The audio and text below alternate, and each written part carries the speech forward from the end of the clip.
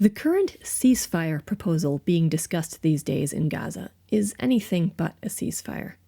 Indeed, a real ceasefire might result in the kind of armistice that ended hostilities in World War I, on the 11th hour of the 11th day of the 11th month, on November 11th, 1918, paving the way to the Versailles Peace Treaty and the genesis of the League of Nations.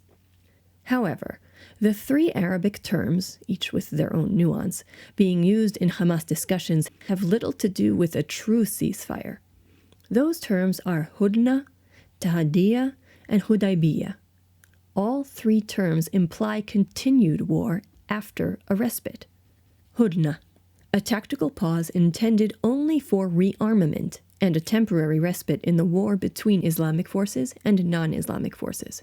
The authoritative Islamic Encyclopedia, London, 1922, defines Hudna as a temporary treaty, which can be approved or abrogated by Islamic religious leaders depending on whether or not it serves the interests of Islam. A Hudna cannot last for more than 10 years. Tahadiyya, a temporary halt in hostile activity which can be violated at any time. Hudaybiyah, an understanding that there will be no fighting for 10 years, named for the Treaty of Hudaybiyah in 628 CE. The Islamic Encyclopedia mentions the Hudaybiyah Treaty as an ultimate Hudna. The late PLO leader Yasser Arafat often referred to a Hudna in his speeches when he defined and described the nature of the Oslo Accords. In the words of the Islamic Encyclopedia, quote, "The Hudaybiyah Treaty, concluded by the Prophet Muhammad with the unbelievers of Mecca in 628, provided a precedent for subsequent treaties which the Prophet's successors made with non-Muslims.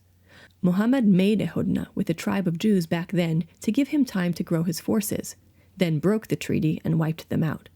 Although this treaty was violated within 3 years from the time that it was concluded, most jurists concur that the maximum period of peace with the enemy should not exceed 10 years, since it was originally agreed that the Hudaybiyah Treaty should last 10 years." End quote. Hudna, Tahadiyya, and Hudaybiyah, the only options on the table with Hamas, do not compare to the Mu'ahada Treaty of Peace that Egypt signed with Israel in 1979, or the Mu'ahada Treaty of Peace that Jordan signed with Israel in 1994. How many people remember that in recent years, 3 Hudnas have already come and gone in Gaza? How many people remember what occurred during those Hudnas? Well, the people in Sderot and the Negev region of Israel remember. Let us refresh our memories. From November 26, 2006, until May 15, 2007, a Hudna between Hamas and Israel went on for almost 6 months. One cannot ignore the statement made by Hamas on November 21, 2006, 5 days before the Hudna went into effect. Quote, "Hamas's military wing will stop the rocket fire when residents evacuate the city of Sderot." End quote. According to an IDF spokesman, during that Hudna, Gazans launched 315 missiles targeted at Sderot and the western Negev. And there was another Hudna with Gaza, which lasted until the end of December 2008, which witnessed 878 attacks fired from Gaza. And there was a Hudna from the end of Operation Cast Lead on January 18, 2009, to the first day of Operation Pillar of Defense on November 12, 2012.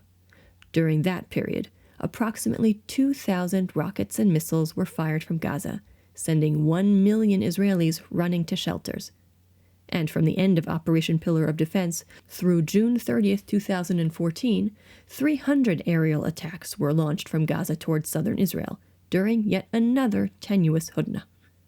What country would tolerate 1 missile fired into its territory and agree to a Hudna, Tahadiyya, and Hudaybiyah that promises yet more aerial attacks?